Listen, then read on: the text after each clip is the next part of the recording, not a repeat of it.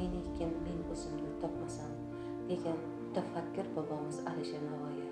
Inson qaysi sohada ishlamasin, qaysi kasb egasi bo'lmasin, bilimga, go'zal xulqqa, ibratli aqlga ega bo'lishi kerak. Har bir ona farzandlarini tarbiyalash jarayonida ham ana shu jihatlarga alohida e'tibor qaratishi lozim. Men soliq tizimida 1993-yildan kadrlar bo'limida ish faoliyatimni boshladim.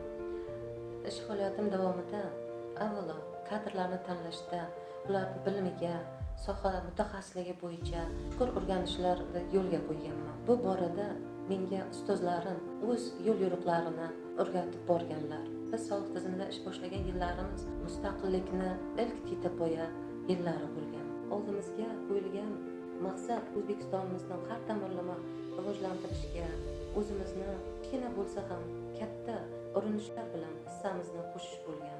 Soliq tizimi mamlakatimizning eng ahamiyatga ega tizimlaridan biri. Soliq tizimi mana shunday ahamiyatga molik jihatlari meni o'z kasbimdan faxrlanish tuyg'usiga sabab bo'lgan. Va doim mana shu tizimda chiroyli ishlab, o'rnak bo'lib ishlaydigan xodimlarga e'tiborni qaratganman. Chunki vatanni sevmoq iymondandir degan hadis bor. Mana shu borada men oilamda ham turmush o'rtog'imning qo'llab-quvvatlaganligi sababli qiyinchiliklarga duch kelmagan. 4 nafar farzandim bor. Hammasi oliy ma'lumotlar. Qizim o'qituvchi, 2 nafar farzandim iqtisodchi, 1 nafar farzandim tibbiyot instituti talabasi. Mana shu yillar jarayonida men mehnatimdan qadr topdim.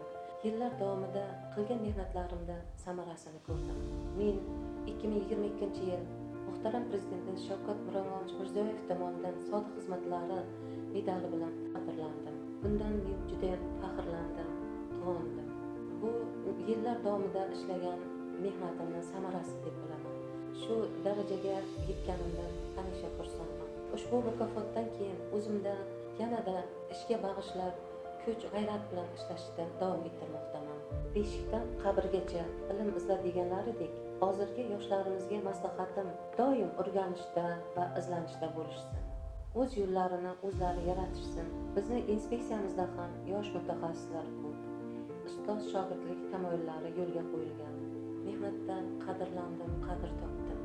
Men o'zimni eng baxtli ayol, eng baxtli ona, eng baxtli soliq xodimi